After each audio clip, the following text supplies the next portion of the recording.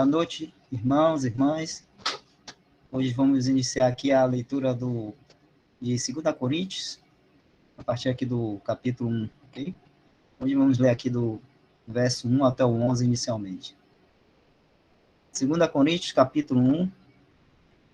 Paulo, apóstolo de Jesus Cristo,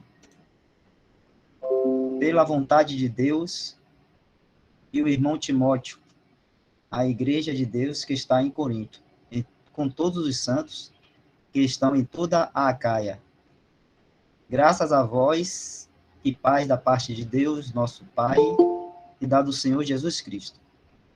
Bendito seja o Deus e Pai de nosso Senhor Jesus Cristo, o Pai das misericórdias e o Deus de toda a consolação, que nos consola em toda a nossa tribulação, para que também possamos consolar os que estiverem em alguma tribulação, com a consolação com que nós mesmos somos consolados por Deus. Porque, como as aflições de Cristo são abundantes em nós, assim também é abundante a nossa consolação por meio de Cristo. Mas, se somos atribulados, é para a vossa consolação e salvação ou, se somos consolados, para a vossa consolação e salvação a qual se opera suportando com paciência as mesmas aflições que nós também padecemos. E a nossa esperança acerca de vós é firme, sabendo que, como sois participantes das aflições, assim o sereis também da consolação. Porque não queremos, irmãos, que ignoreis a tribulação que nos sobreveio na Ásia, pois que fomos sobremaneira agravados, mais do que podíamos suportar, de modo tal que até da vida desesperamos. Mas, já em nós mesmos, tínhamos a sentença de morte, para que não confiássemos em nós, mas em Deus, que ressuscita os mortos, o qual nos livrou de tão grande morte, e livra, em quem esperamos que também nos livrará ainda, ajudando-nos também vós com orações por nós, para que pela mercê que por muitas pessoas nos foi feita, por muitas também sejam dadas graças ao nosso respeito.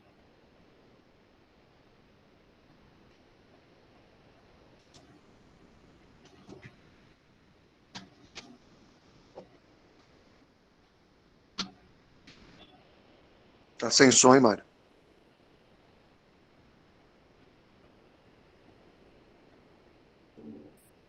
O apóstolo Paulo escreve agora aos Coríntios e ele está acompanhado do jovem Timóteo.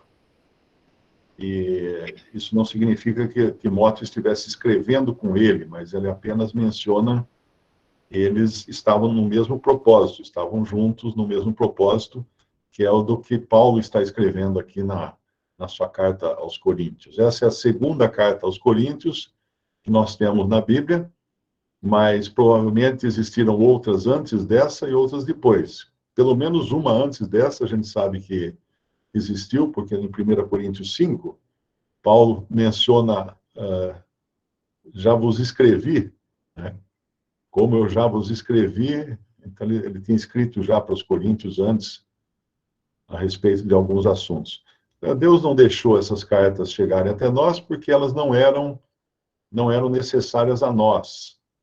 A gente sabe que o Senhor tem propósitos diferentes para diferentes épocas, diferentes momentos, e muitas coisas que eles passavam, nós não passamos ou nem imaginamos como seja. E muitas coisas que nós passamos, eles não passaram e eles não imaginariam como seria.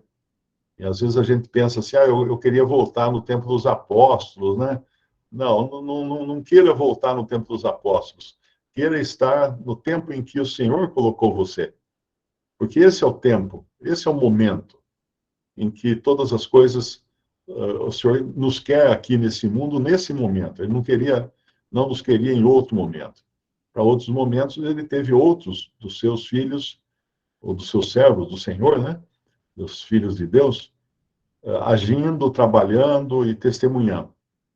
Às vezes a gente pensa assim que terrível era a perseguição no tempo dos apóstolos, dos primeiros cristãos. Mas nós aprendemos que em Pedro é dito que Satanás ruge como leão, buscando a quem tragar. E essa maneira de Satanás se apresentar foi particularmente mais forte no primeiro século, quando a perseguição era violenta, era uma coisa ferrenha, era um leão querendo atacar os cristãos. Mas com o tempo, esse mesmo Satanás, que antes era visto como leão, ele se transforma em anjo de luz, que é um aviso que o apóstolo Paulo vai dar aqui nessa carta, né? E os seus servos como servos de justiça. Então, se era difícil fisicamente ser atacado por um leão no primeiro século, hoje é difícil espiritualmente sermos atacados por um anjo de luz e por seus discípulos, os seus ministros, que se transfiguram em ministros de justiça. Então, hoje a luta, a batalha é muito mais, vamos dizer assim, usa subterfúgios, né? usa disfarces mais difíceis de nós reconhecermos. Então, se antes a coisa era um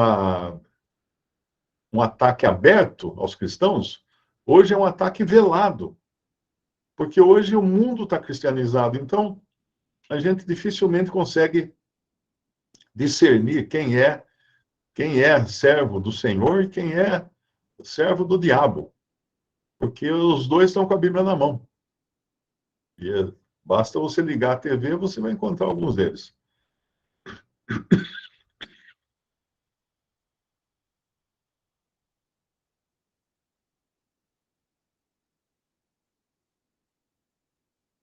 Mas então é Paulo apóstolo de Jesus Cristo. Isso significa que ele não era apóstolo da igreja A, nem da igreja B, nem da igreja C. Isso não significa que ele tenha sido empossado apóstolo por alguma junta de homens. Ele não fez um curso de teologia para ser apóstolo. Ele simplesmente foi chamado. Apóstolo significa enviado. Ele foi chamado e enviado. Isso quando ele estava lá no caminho de Damasco,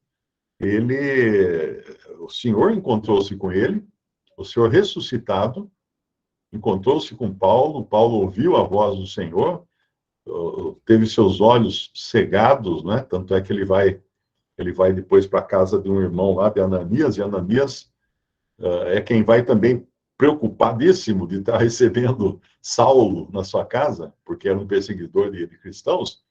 Mas o Senhor tranquiliza Ananias e fala que ele vai ser um instrumento para levar a palavra de Deus a reis, aos reis e aos gentios, aos judeus e aos gentios. Então, isso tudo já era um chamado apostólico vindo de Deus. Não são esses apóstolos de Araque que você encontra na internet ou na TV, que colocam um AP antes do nome. Talvez esteja mais para apartamento do que para apóstolo, né? A abreviatura desse AP. Porque não tem apóstolos hoje também. Os apóstolos foram um dos 5 dons dados por Cristo, dons de Cristo, não confunda com os dons do Espírito, são dons de Cristo, em Efésios capítulo 4. E Cristo, subindo aos céus, deu dons aos homens. E deu uns para apóstolos, outros para profetas, outros para evangelistas, pastores e doutores, querendo aperfeiçoamento da igreja, aperfeiçoamento dos salvos. Quando eu falar igreja aqui, eu espero que todos já tenham entendido que igreja não é uma instituição religiosa. A igreja é o conjunto dos salvos por Cristo. Então, esse apóstolo, que é Paulo, fazia parte dos dons que nós já não temos hoje, os 2 dons que já não existem hoje, que são apóstolos e profetas da igreja, não profetas do Antigo Testamento. Os profetas do Antigo Testamento nem sabiam o que seria a igreja. Era um mistério que foi desvendado, foi revelado a Paulo. Os profetas não sabiam o que seria essa igreja. Eles eram profetas de Israel. Mas agora nós temos aqui um profeta, um apóstolo e um profeta, né, da igreja. E lá em Efésios 2 nos é dito que Deus colocou apóstolos e profetas como as pedras no alicerce da casa de Deus, sendo o próprio Jesus a pedra angular e depois os apóstolos e profetas como as pedras desse alicerce. Você vai construir um alicerce, você coloca uma pedra angular, uma pedra mais com um ângulo reto, na cabeceira da valeta lá do seu alicerce, né, num dos cantos da sua casa. Ali você puxa os barbantes, as linhas, e depois você começa a colocar outras pedras. Essa pedra angular, essa primeira pedra, era Cristo, foi Cristo. As outras pedras do alicerce, do fundamento, são apóstolos e profetas. E depois, Deus está edificando essa casa com todas as pedras que somos nós, os crentes em Cristo, que são como pedras vivas agora, sendo edificados, casa espiritual de Deus. Isso você encontra no final do capítulo 2 de Efésios. Então, tendo dito isto, não vale nada esses apóstolos que têm títulos dados por instituições religiosas ou por faculdades de teologia. Podem, às vezes, até serem convertidos a Cristo, mas eles talvez ignorem que estão usurpando um título que não é deles. É que nem eu chegar aqui e falar para vocês, esqueça as eleições, porque eu sou o presidente do Brasil. Mas quem votou em mim? Quem me empossou? Ninguém, mas eu decidi que eu sou o presidente do Brasil. Eu me sinto presidente. Não tem aqueles lances agora? O cara que é homem se sente mulher. Então eu sou um cidadão comum, mas eu me sinto presidente. Então, por isso, vocês têm que me respeitar e me aceitar como presidente. Então, essa mesma bobagem é o que acontece hoje na cristandade, onde homens adquirem títulos instituídos por homens também. Instituídos por homens. E são títulos que lhes dão uma certa imagem, né? Uma certa credibilidade. Aí, aquele é apóstolo, aí, aquele é pastor, aquele é bispo. Não é nada, não é nada. São pessoas normais, simplesmente apossando-se de algo que não lhes pertence. Simples assim. Então, esse Paulo é apóstolo de Jesus Cristo. Ele não é apóstolo da igreja A, nem da igreja B, nem da igreja C. E pela vontade de Deus, não pela vontade de uma junta de homens, que lá se reuniu, fez uma conferência, alguma coisa assim, para determinar quem ia ser o apóstolo. Não. Ele é apóstolo de Jesus Cristo pela vontade de Deus. É como se a gente pegasse aqui agora e fosse descobrindo o DNA desse Paulo. Hoje tem muito disso, né? Você quer saber uma pessoa se ela é parente, né? Se ela tem até teste de DNA que você manda para uma organização, você manda lá sua saliva, seu cotonete, que você passou por dentro da boca, da bochecha, você manda para uma organização e eles desenham a sua árvore genealógica com todos os seus parentes. Com todos os seus parentes baseados no DNA. Até hoje alguém escreveu assim, eu não vou mandar a minha saliva para uma organização saber meu DNA e descobrir minha árvore genealógica, basta eu colocar aqui no Facebook que eu ganhei na loteria. Aí vai estar assim de parente, aparecendo de todo lado, aí eu vou saber quem é minha árvore genealógica, eu vou poder construir minha árvore genealógica. Então, esse Paulo agora, ele está junto com o irmão Timóteo, nós já sabemos que Timóteo era um jovem, que trabalhava na obra também, junto com Paulo, e às vezes sozinho também, numa outra carta, Paulo envia a Tessalônica, para saber como estão os irmãos lá em Tessalônica, e ele escreve para a igreja de Deus que está em Corinto. Que igreja de Deus é essa? Que denominação é essa que eu nunca ouvi falar? E nunca vai ouvir falar também. Eu me lembro quando eu ajudava na Verdades Vivas, e nós lançamos o folheto A Igreja de Deus Hoje, porque ele tinha um outro nome, o nome anterior era só a Igreja de Deus. E o problema é que confundia muito, as pessoas achavam que Igreja de Deus era uma denominação. Então nós mudamos o título para A Igreja de Deus Hoje, para deixar claro que ninguém ia ser tão tolo de colocar um nome assim numa denominação. E não é que nós recebemos uma carta de um irmão que ele queria fazer parte da Igreja de Deus Hoje. Ele queria se filiar membro à Igreja de Deus Hoje. Então as pessoas não conseguem mais raciocinar independente das religiões e das denominações criadas pelos homens. Então você fala qualquer coisa, eu fui congregar com os irmãos na Vila São José. Então você da denominação Irmãos da Vila São José? Pronto. Tanto é que chamam os irmãos do século XIX como Plymouth Brethren, irmãos de Plymouth, que era a cidade onde eles reuniam. Mas, assim, tomam como se fosse uma denominação também. Então, não dá para mudar a cabeça das pessoas se elas não entendem o que a Bíblia ensina sobre a igreja. Então, ele está aqui pela vontade de Deus, escrevendo a igreja de Deus que está em Corinto. Como assim está em Corinto? Porque a igreja de Deus é uma. E ela estava em Corinto, ela estava em Éfeso, ela estava em Roma, ela está nas diferentes cidades do mundo. É a única igreja de Deus que existe. Só existe uma igreja, porque, inclusive, ela pertence a Deus. Ela não pertence a uma junta de missões. Eu até peguei uma notícia aí a respeito de uma denominação. Eu nem lembro o que era a notícia, mas era tipo assim, a denominação, o Conselho Central Superior, lá de cima do topo da pirâmide da denominação, tomou uma decisão, e agora muitos dos membros dessa denominação estão contestando essa decisão que esse Conselho Superior Presidencial, sei lá como é que chama, tomou. Porque essas igrejas são sistemas de homens. Então, quando você entra para um sistema de homem, é como um clube. Você entra, paga a mensalidade e tem que aceitar o que é mandado. Se os caras querem construir uma piscina, você vai participar também da piscina. Não tem jeito. Não tem jeito. Você é membro agora de uma associação.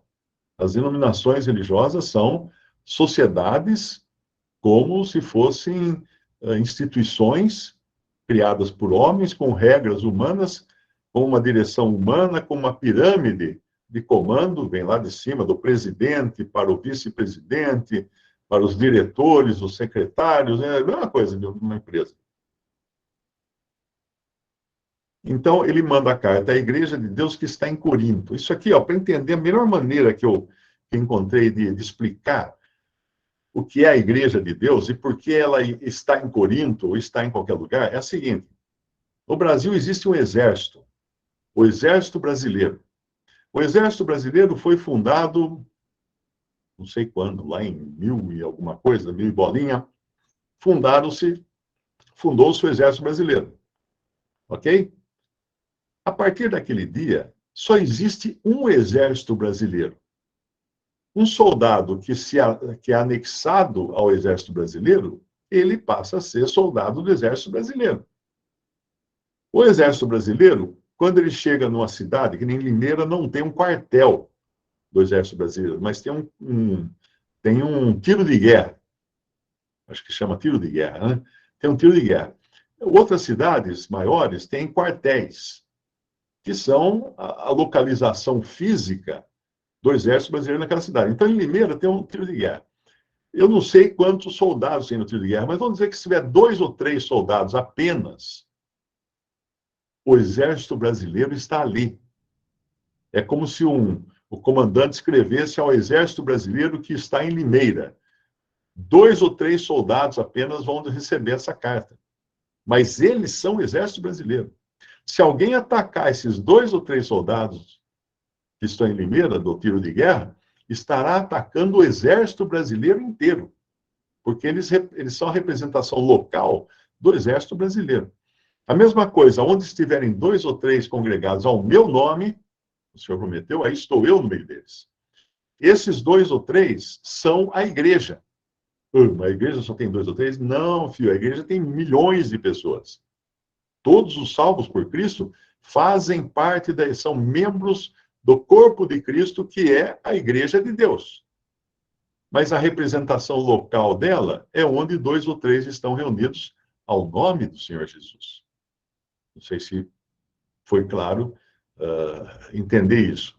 Então, essa é a igreja de Deus. Não é uma denominação, não é uma agremiação, não é uma seita. O que é uma seita? É uma divisão. Não posso falar assim, eu sou da igreja de Deus, ele ali não é porque ele não reúne comigo. Balela isso. Todos são, mesmo os que não estão congregados somente ao nome do Senhor, são igreja de Deus. Eles só não estão entendendo onde eles devem estar congregados, mas a igreja de Deus continua existindo. E quando o Senhor Jesus vier buscar a sua igreja, ele vai levar todos. Até o da igreja, não sei quem ali, do bispo, da televisão, então, se ele for um crente em Jesus, ele vai subir também. Ele vai subir. Deus não faz acepção de pessoas. Então, seguindo então a igreja de Deus que está em Corinto. Só que não é só essa igreja, não era só esses cristãos que estavam em Corinto que Paulo estava escrevendo. Porque ele continua dizendo, com todos os santos que estão em toda a Acaia. A Acaia é no sul da Grécia. Então, essa carta, ela tinha um objetivo e um endereçamento mais amplo. E quando você lê a primeira carta aos Coríntios, então ela é mais ampla ainda. Logo no primeiro versículo, fala... praticamente parecido, né? A gente pode até abrir lá. Ele escreve para, no versículo 2 de 1 Coríntios, capítulo 1, versículo 2, a igreja de Deus que está em Corinto, aos santificados em Cristo Jesus, chamados santos, com todos os que em todo lugar invocam o nome de nosso Senhor Jesus Cristo, o Senhor deles e nosso. Em todo lugar? Todo lugar. Mas, Paulo, até em Limeira? Não tinha Limeira naquele tempo, mas hoje tem, então até em Limeira. Então, quando uma pessoa fala para você que aquilo que ele escreveu para os coríntios, por exemplo, era só para os coríntios daquela época de 2000 anos atrás, blá, blá, balela. Porque as duas cartas fazem um endereçamento amplo. Elas mostram que vai além da fronteira daquela cidade as ordenanças que são dadas nessas cartas. Elas não têm limite físico e nem limite temporal, né? Você tem coisas, talvez, que eles estavam tratando localmente, tipo no capítulo 5, do caso de um caso de imoralidade que estava acontecendo entre eles, mas tudo bem, ele estava citando um caso específico ali de Corinto. Mas eu pergunto, quantos desses existem no mundo inteiro entre cristãos? Imoralidade? Muitos. Então, aquele ali nos ajuda a entender como agir no caso de uma imoralidade grave. Ok? Agora, aqui, voltando lá para 2 Coríntios, então, as cartas são, sim, muito mais amplas do que alguns querem acreditar e tentar neutralizar as ordenanças dadas nas cartas. Quando a pessoa não fala que é porque Paulo não gostava de mulher, ou porque Paulo era um solteirão recalcado, ou porque aquilo ali era só para os costumes da época, ou porque naquela igreja tinha muitas prostitutas que precisavam rapar a cabeça, e depois tinha que cobrir a cabeça com véu. Então, quando você escuta esse tipo de argumento, sorria e fala, coitado, não entendeu ainda o que é a igreja e não entendeu como era esse ministério de Paulo, que foi dado de uma maneira tão ampla quanto era o seu dom de apóstolo. Porque apóstolos apóstolos, profetas, evangelistas, doutores e mestres eram dons universais, não eram dons locais. Eles eram dados a toda a igreja, a todo o corpo de Cristo. Os homens hoje que inventaram essa história de que tem um pastor da igreja X do bairro Y. Não existe isso. O dom de pastor é um dom universal, ele é pastor onde ele for. O dom de profeta era dom universal, o dom de apóstolo era dom universal. O dom de evangelista é um dom universal, e esse ainda permanece hoje. Ele é evangelista onde ele for, e o dom de mestre é a mesma coisa. As atribuições locais são dadas, por exemplo, para os anciãos. Anciãos ou bispos ou presbíteros, é a mesma coisa com diferentes nomes. Esse sim tem autoridade local, ele é ancião local, ele não pode se meter nas questões da assembleia da vizinha, da cidade vizinha, porque ele tem a sua autoridade é local. Os bispos e os diáconos também não eram dons esses, eram ofícios, mas ofícios locais. Então é muito grave quando irmãos responsáveis de uma assembleia local tentam se esmicuir lá, se intrometer nos assuntos de uma assembleia vizinha, de outra cidade. Não podem. Eles podem, talvez, serem chamados como indivíduos, como cristãos, como irmãos, a ajudar, mas não na autoridade ou na condição de um ancião. Isso é local, ele só tem a sua alçada na sua cidade, onde ele, na assembleia, onde ele atua localmente. Então, vimos no versículo 1, quanta coisa já tinha no versículo 1. Né? Você vê aqui que tem muita informação em um versículo. E aí, Paulo, no versículo 2, ele vem com a sua tradicional saudação, né? Graça e paz. Sempre nessa ordem, graça a vós e paz. Sempre nessa ordem. Por quê? Porque ninguém pode ter paz sem antes conhecer a graça de Deus que enviou seu Filho Jesus para morrer na cruz em prol dos pecadores. A paz só se obtém depois de ter aceitado a graça de Deus. Por isso que a graça vem em primeiro lugar. O número 1 é graça. Paz é uma consequência da graça. E ele revela uma coisa também interessante aqui, que depois vai aparecer em outras cartas. Graça a vós, da parte de Deus, nosso Pai, e do Senhor Jesus Cristo. E depois ele vem, bendito seja o Deus e Pai de nosso Senhor Jesus Cristo, o Pai das misericórdias e o Deus de toda consolação. No Antigo Testamento, nós vemos Deus ser chamado de diferentes nomes. Deus Altíssimo, o Deus Altíssimo, bababi, bababá, bababá. Hoje, quando eu vejo alguém me chamar de servo de Deus Altíssimo, eu lembro logo da possessa de demônio ali de Atos. De Atos, quando uma jovem possessa seguia Paulo e Silas, clamando: esses homens são servos do Deus Altíssimo e vos anunciam o caminho da salvação. Era um demônio nela que estava dizendo isso. Porque o máximo que aquele demônio conhecia era o nome de Deus Altíssimo. O que é Deus Altíssimo? Um Deus que está muito além do nosso alcance. Agora, esse nome no Antigo Testamento, ele podia funcionar bem, ele podia ser cabível, né? Mas hoje, na igreja, nenhum cristão deve chamar a Deus de Deus Altíssimo. Como é que você vai chamar seu pai de Pai Altíssimo? Ô, Pai Altíssimo! Vai falar para seu pai isso. Meu filho, o que é isso? Eu estou aqui, ó. Não estou lá nos píncaros do universo. Eu estou aqui perto de você, ó. Sou seu pai. Então, nós conhecemos a Deus hoje como Pai. Lá, aqui mesmo em 2 Coríntios fala que nós não devemos ser motivo de escândalo, nem para... Não é essa passagem, agora eu misturei as passagens. Diz que, embora haja muitos deuses, para nós há um só Deus e Pai e um só Senhor Jesus Cristo. Então, um cristão deve chamar a Deus de Pai. Quando vai orar, ora ao Pai. E ora também ao Senhor Jesus Cristo. E aqui, Paulo, no versículo 3, ele fala: bendito seja o Deus e Pai de nosso Senhor Jesus Cristo.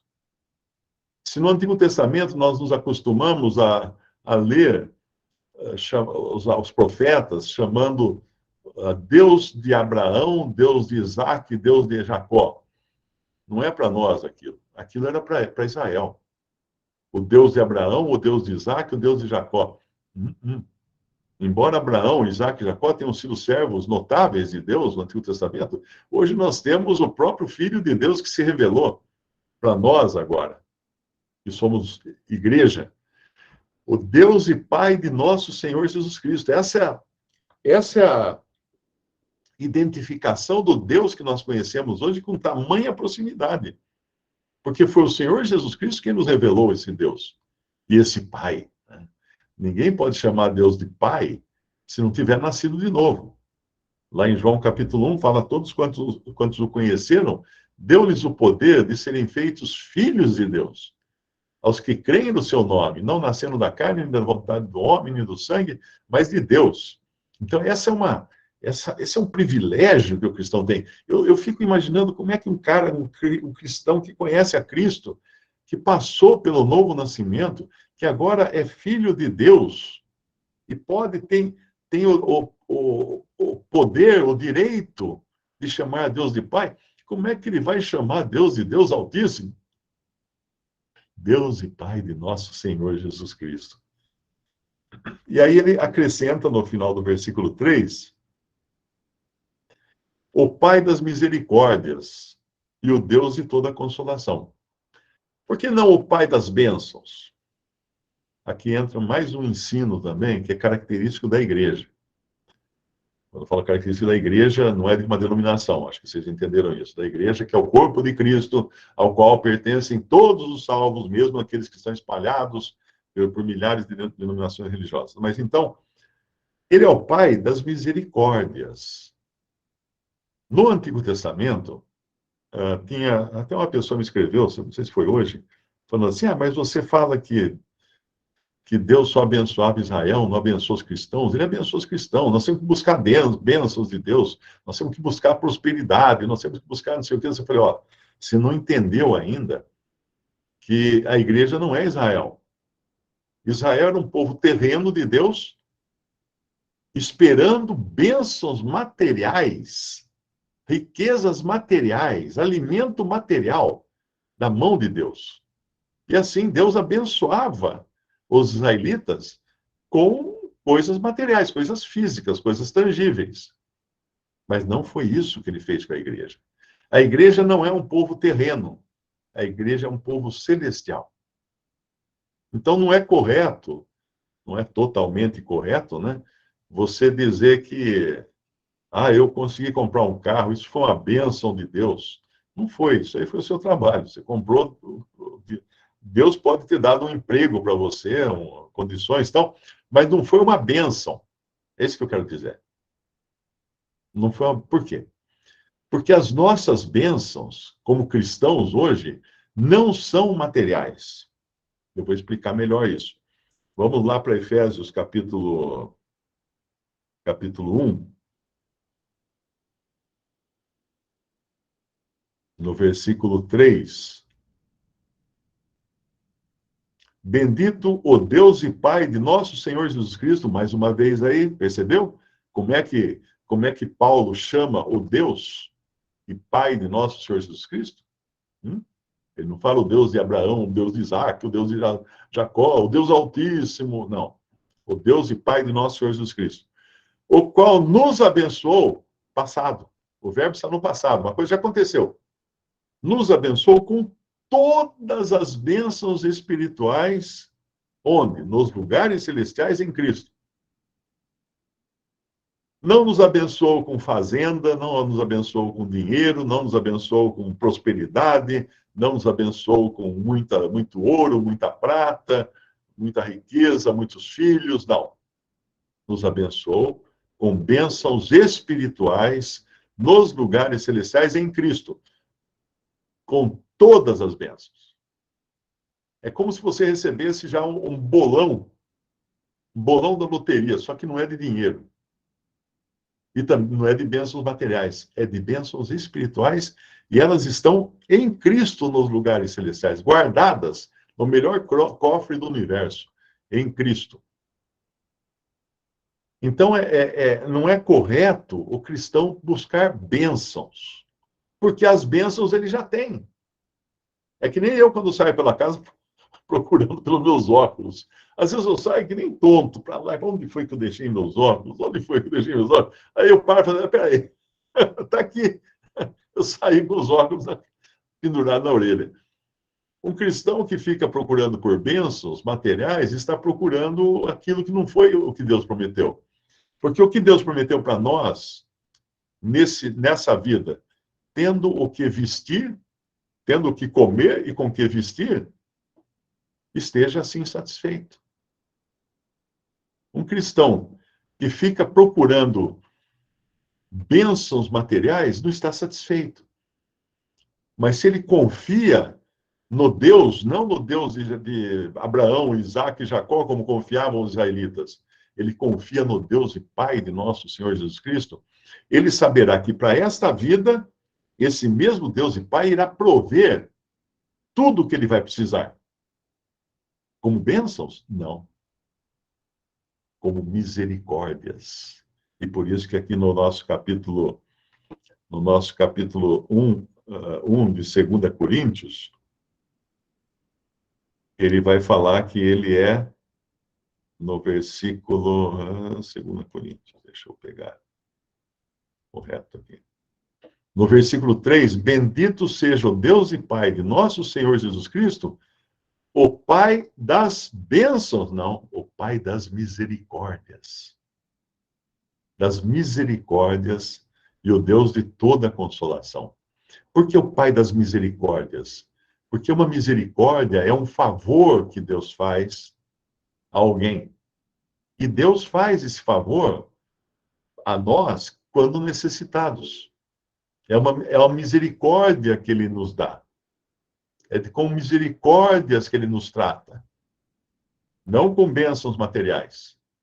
Então, se eu tive a oportunidade de ter uma fazenda, por exemplo, foi uma misericórdia de Deus que permitiu isso para que eu tenha condições não só de me sustentar, mas também de ajudar outros, de empregar pessoas e tudo mais. Mas é uma misericórdia de Deus, porque eu moro num lugar que não é o lugar de Deus. A terra é do príncipe desse mundo. Um príncipe que usurpou o seu principado, usurpou a sua autoridade aqui nessa terra, porque essa terra era para ter a Cristo como seu príncipe, como terá no fim, como seu rei, como terá no final. Mas esse Satanás, que é o príncipe do mundo hoje, ele é quem controla todas as coisas. Então, por misericórdia, Deus nos deixa viver aqui e sobreviver aqui, às vezes de uma maneira muito confortável, até mais do que a gente precise, mas é misericórdia que Ele está nos dando. Nós não buscamos bênçãos, nós já temos misericórdias, porque aqui fala que Ele é o Pai das misericórdias, é a origem das misericórdias que nos alcançam todos os dias. E Ele também é o Deus de toda consolação, no versículo 3, o Deus de toda consolação. Esse toda consolação, ele vai explicar agora em detalhes o que é, mas é nele que nós devemos buscar consolo. Esse é o primeiro ponto, né? Às vezes eu vejo cristãos me escrevendo desesperados. Eu preciso ligar para você, eu tenho que telefonar para você. Eu falo, meu amigo, não liga para mim, porque eu não vou atender, eu não tenho condições de atender mais de 500 mil de seguidores no YouTube que querem conversar comigo. Geralmente é problema de casamento, problema de depressão, problema, um monte de problema. Você é um crente em Cristo, você tem um Senhor, você tem um Deus e Pai, você tem o Deus de toda consolação.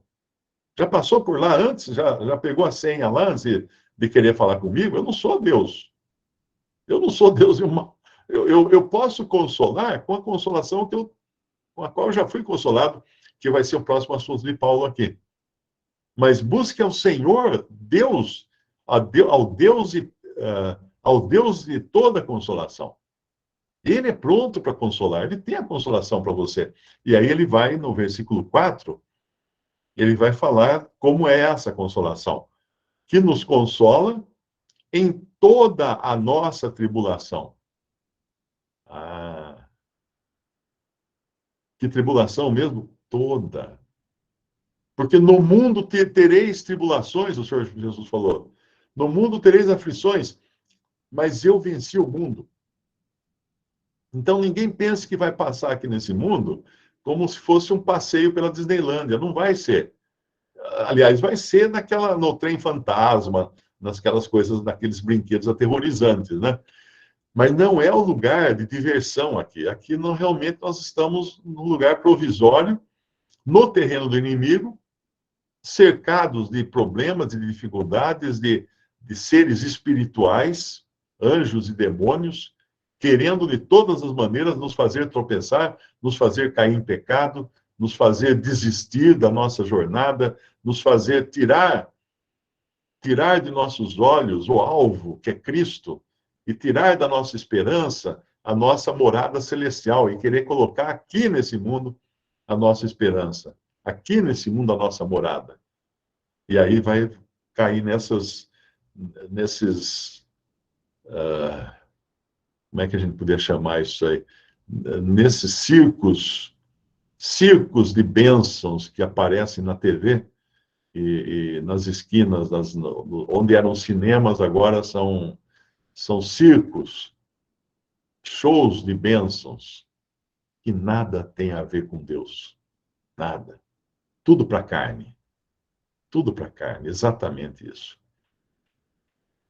Então, ele fala, então, que Deus, esse Deus, que é o Deus das misericórdias, que nos sustentam, e de toda consolação, que serve para nós nas nossas tribulações, que nos consola em toda a nossa tribulação, para que também possamos consolar os que estiverem em alguma tribulação, com a consolação com que nós mesmos somos consolados por Deus.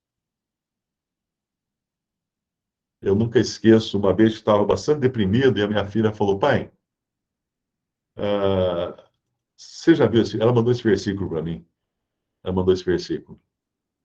Por que Deus está permitindo toda essa tribulação com você? Para que você possa consolar os que estiverem em alguma tribulação. Com a mesma consolação com que você for consolado. Percebe? Então tem um objetivo, sermos consolados por Deus, que é também podemos consolar. Mas isso é um ensino que cada cristão deve, um exercício que cada cristão deve ter, de primeiro buscar o Pai, o Deus de toda consolação, para que ele possa consolar. E aqui Paulo, ele vai falar muito das aflições de Cristo no versículo 5, porque como as aflições de Cristo são abundantes em nós, assim também é abundante a nossa consolação por meio de Cristo. Quando ele fala aflições de Cristo, ele não está se referindo à sua morte na cruz, ao seu sacrifício vicário, né, de substituição na cruz do Calvário. Não. Ele está falando de todo o sofrimento que ele teve, de oposição, de perseguição, de castigos até vindos dos homens.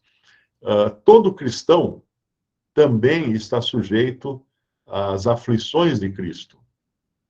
Quais aflições essas?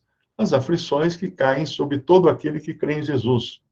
Ou aqui ninguém foi perseguido por ser crente em Jesus. Ou ninguém foi rejeitado por sua família por causa da sua fé em Cristo. Eu creio que todo mundo levanta a mão nessa hora, né? Porque todos nós sofremos, porque o nosso Senhor sofreu. E não sofreu pouco, sofreu muito. E os apóstolos sofreram sobremaneira. Perseguições, fome, nudez, espada. Ele dá depois uma descrição pavorosa das coisas que eles passavam. Quando você vê aqueles caras de terno na televisão, viajando de jato, anel de ouro no dedo, falando que são apóstolos, fala assim, então vai viver que nem um apóstolo, vai viver.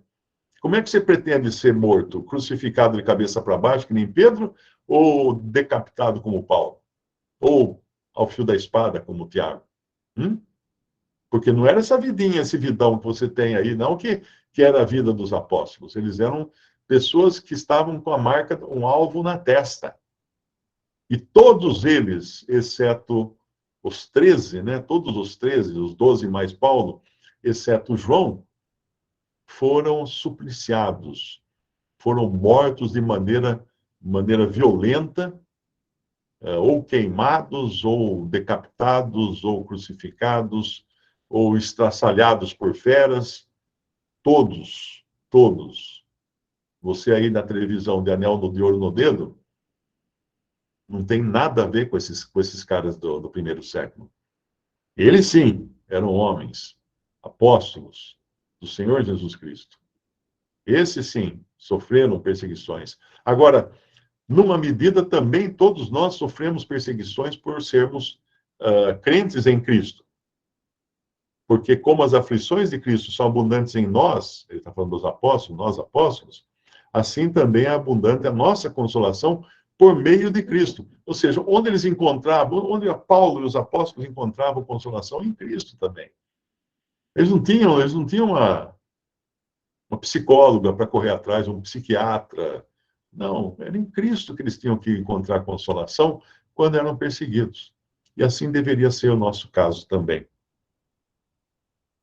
E ele depois, então, fala que o grau dessa tribulação tinha um objetivo. Deus queria para que eles pudessem consolar os que eram atribulados. Se somos atribulados, no versículo 6, é para a vossa consolação e salvação.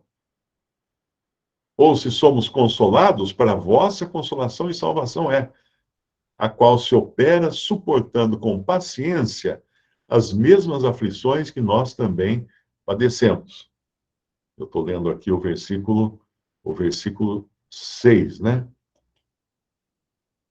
Isso.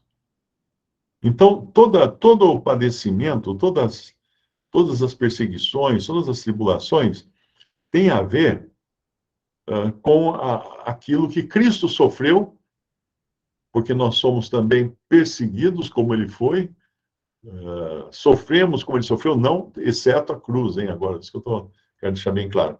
Lá em Isaías 63, versículo 9, diz assim: em toda a angústia deles, do povo de Israel, está falando aqui o versículo, ele foi angustiado.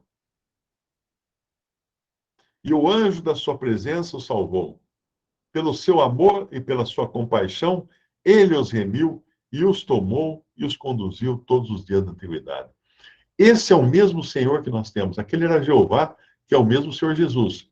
Ele via o seu povo sofrer e ele então amparava o seu povo, porque ele entendia o que o seu povo estava passando. E ia chegar um dia quando ele ia entender isso de uma maneira muito maior, quando ele se tornasse um ser humano de carne e ossos aqui nesse mundo. E hoje nós temos esse mesmo ser humano de carne e ossos que nos entende, que conhece as nossas dificuldades. Não temos um sacerdote que não possa se compadecer das nossas fraquezas, mas temos um que em tudo foi tentado, exceto o pecado. Mas sem pecado, ou seja, com exceção do pecado. Esse pode se compadecer também das nossas fraquezas, das nossas desilusões, porque imagina só, ele veio para o seu próprio povo. Imagina a desilusão que ele sofreu. Quantas vezes quis eu, Jerusalém, Jerusalém, quantas vezes quis eu te abrigar debaixo das minhas asas, o Senhor falou. Como é que ele podia falar isso se ele está se referindo agora a toda a antiguidade? Porque ele é Deus. Porque ele já existia, porque ele já cuidava de Israel, aqui como ele cuida aqui em Isaías 63. Ali era Israel. Ali era o próprio mesmo Deus, o mesmo Senhor, cuidando deles ali.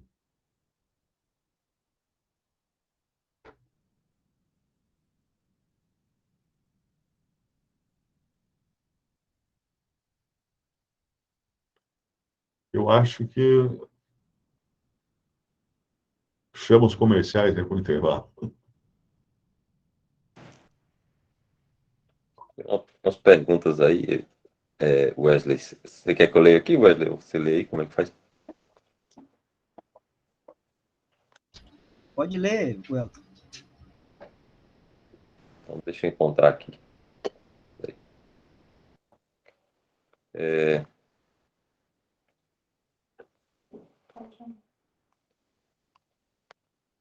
E a primeira aqui.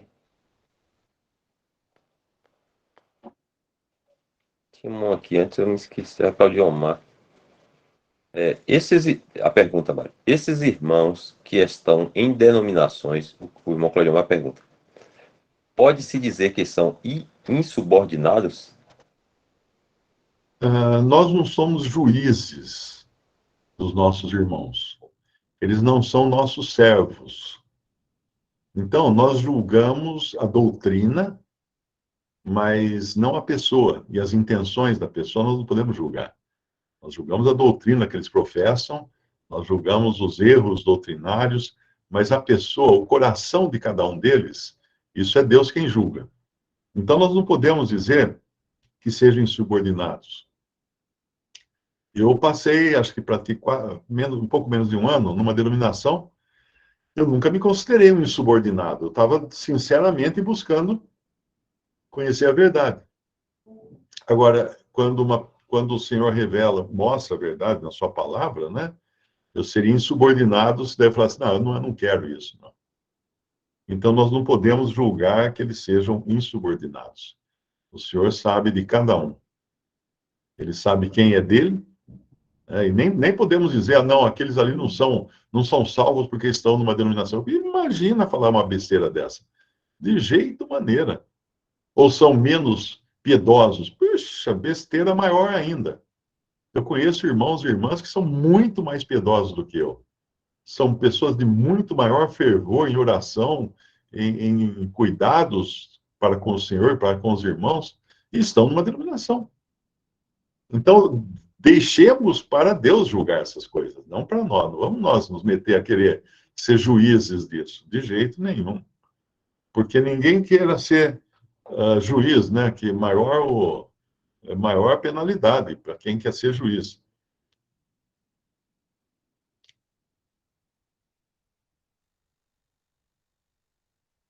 Tem uma de, acho que Larissa também, acho que é uma pergunta.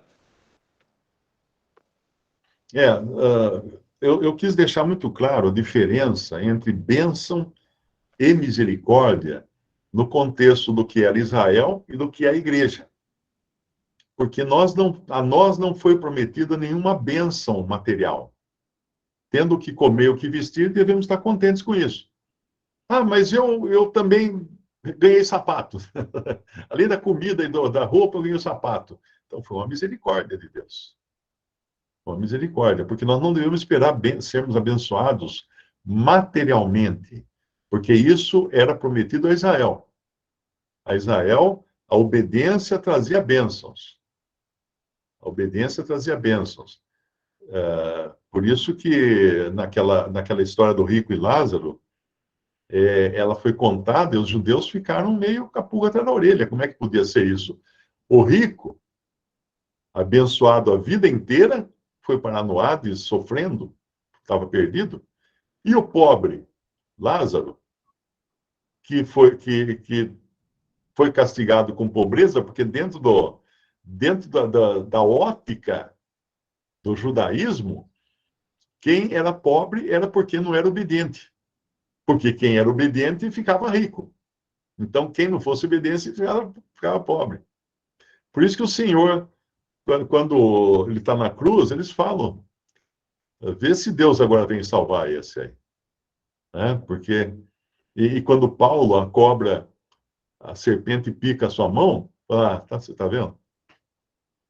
Se fosse de Deus, né? Mas não é de Deus isso aí. Por isso que veio a justiça, a sentença contra ele aí.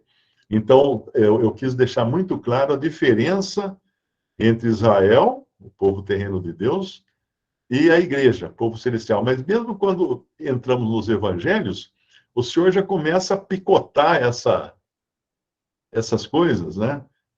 Para deixar muito claro que agora não teríamos mais aquelas mesmas promessas feitas a Israel, de bênçãos materiais feitas a Israel.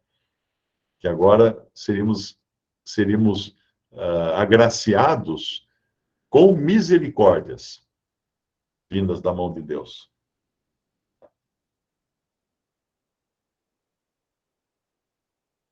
Acho que perguntas só eram essas duas, irmão. Se o irmão quiser continuar aí, ou Vou achar que já tá bom por hoje. Fica à vontade. Na minha idade.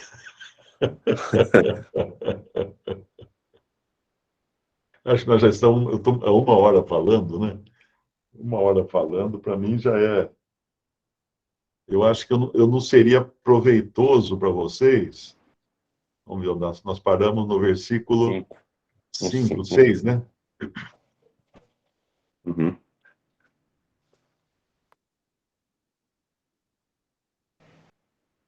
Na verdade, o 7, que faz também conjunto com os 3 versículos anteriores, né? A nossa esperança acerca de vós é firme, sabendo que, como sois participantes das aflições, assim o sereis também da consolação. Então, as aflições. Lembre-se sempre que de Romanos 5, né? Romanos 5. Essa semana, uma deputada, uma ex-deputada, postou uma foto, assim, como se estivesse orando, né, no Twitter, e dizendo assim: Senhor, me dê paciência. Aí eu escrevi um comentário, né? Está aberto o comentário, posso comentar. Não peça paciência, peça tribulação. Se você quiser ter paciência, porque lá em Coríntios, capítulo 5, nós encontramos no versículo 3, e não somente isto, mas também nos gloriamos nas tribulações, sabendo que a tribulação produz a paciência. Então, nós não podemos ter paciência sem tribulação. A tribulação é a matéria-prima, é o produtor, é o mecanismo gerador de paciência, é a tribulação. Porque se nós não formos atribulados, não querer paciência para quê? E a paciência, a esperança, e a experiência, né? A paciência, a experiência, e a experiência, a esperança. E a esperança não traz confusão, porquanto o amor de Deus está derramado em nossos corações pelo Espírito Santo que nos foi dado. Então, o nosso exemplo, obviamente, é Cristo, né? Porque Cristo, estando nós ainda fracos, morreu a seu tempo pelos ímpios. Não pelos bons, nem pelos justos, pelos ímpios. Então, para ter paciência, precisamos ter antes tribulação. E essa tribulação, ela deve gerar experiência suficiente para nós consolarmos outros com a mesma consolação com que fomos consolados. Eu fiz agora um combo, está na moda falar combo, né? Eu fiz um combo de 1 Coríntios 5 e também de Romanos 5 e 1 Coríntios, e 2 Coríntios 1, porque mostra que essas coisas andam juntas. Tribulação anda junto com paciência, com perseverança e com experiência para também consolar os que são atribulados com a mesma consolação com que fomos consolados.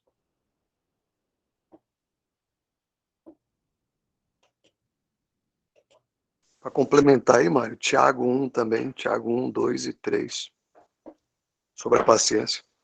Tiago, capítulo 1.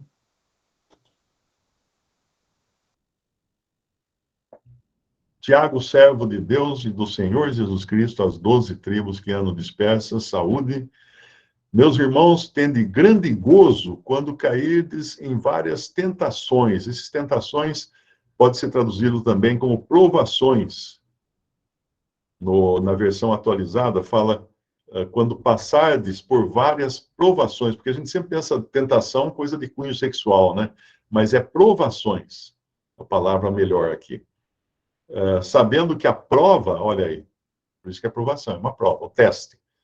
Sabendo que a prova da vossa fé opera a paciência. Tenha, porém, a paciência a sua obra perfeita, para que sejais perfeitos e completos, sem faltar em coisa alguma. E se algum de vós tem falta de sabedoria, peça a Deus, que a todos dá liberalmente, e o não lança em rosto, e ser-lhe-á dada.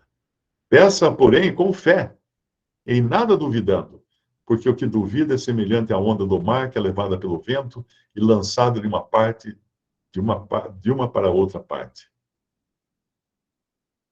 É isso aqui. E depois ele continua: não pense tal homem que receberá do Senhor alguma coisa, o homem de coração dobre. O que é de coração dobre? Que é um pé nas coisas de Deus, um pé na coisa do mundo, ele nunca sabe exatamente de que lado ele está. Um pé na canoa, um pé na terra, né? perna abre, ele cai na água.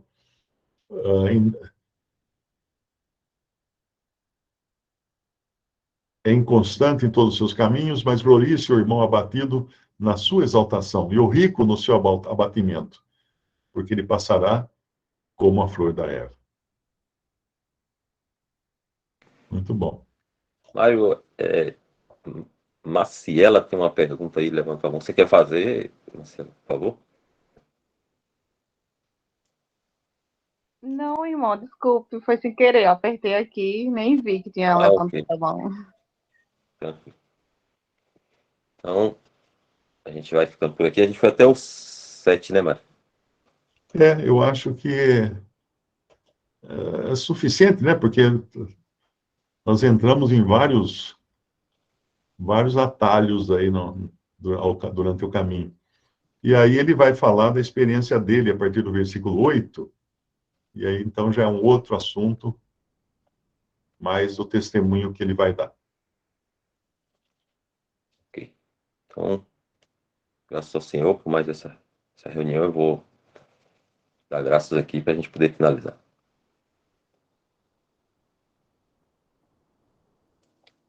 Vamos lá. Nosso Deus, nosso Pai, nós te agradecemos. Muito obrigado por nos trazer aqui. Muito obrigado pelo ânimo que tu tem nos dado a cada um de nós de estarmos sempre reservando um tempo para ouvir a tua palavra, aprender mais acerca dos teus pensamentos. Pai, nós somos gratos a ti por isso, que tem nos guardado, nos sustentado, nos animado. Pedimos a ti, continue nos ajudando, nos dando esse desejo de buscar as coisas do alto, nos ocupar com as coisas eternas. Assim nós te agradecemos, Pai, por tudo. Nós pedimos também por cada irmão, para que tu possa estar guardando a cada um de nós e nos suprindo em nossas necessidades, dificuldades. E assim nós nos colocamos em tuas mãos, Pai, pedindo e agradecendo todas essas coisas em nome do teu Filho, nosso Senhor e Salvador Jesus Cristo. Amém. Amém. Boa noite. Eu não sei se os irmãos estão sabendo, Amém, ontem à tarde, uma irmã lá de Fortaleza, lá do Ceará, no Facebook, ela está como Isa Olive Barros. A Isa estava já há algum tempo com câncer na garganta, no pescoço, aliás, pescoço, e sofrendo muito. Ela às vezes escrevia para mim assim, chorando de dor, né, porque sentia muita dor. E também coloquei ela em contato com a minha filha, que é enfermeira, para ver se ela podia também ajudar, consolar essa irmã. Ela é jovem, essa irmã, acho que não sei nem que idade, mas não devia ter 40 anos. Desça. Como? Desça. Não, Mário, acho que tem o microfone aberto aí, pode continuar. Desce. Tem algum irmão com o microfone aberto? Desça. Desça. Desce um pouquinho. Vá para aí, Célia. Rola no chão. Finge de morto. Bom, então, a Isa, né, ontem à tarde, ela passou para a presença do Senhor. Então, é uma situação, assim, agridoce, que a gente pode chamar, né? Uma situação que a gente fica, por um lado, muito triste, de todo o sofrimento que ela teve, por outro lado, a alegria de saber que ela, nesse momento, ela está olhando para a face de Cristo, gente. Já pensou? Que privilégio tremendo esse. Ela está vendo a face desse com quem ela se ocupava aqui, que ela fazia perguntas e participava das lives e tudo mais, e ela agora está vendo o Cristo, vendo a face do Salvador dela. E agradecer a Deus também, porque ela foi liberta dessa enfermidade, das dores, desse sofrimento tão horrível, para estar agora com o Senhor. E era isso aí, só para avisar dessa notícia. Bom, irmãos, então, uma boa noite para todos, que o Senhor possa guardar a todos aí. Bem, boa noite, Mário. Boa noite, irmão. Boa noite, irmãos. Boa noite, irmãos. Boa noite a todos os irmãos. Boa noite. Boa noite. noite. Boa Boa noite, noite, Rafa. irmãos. Boa noite a todos, irmão. A paz.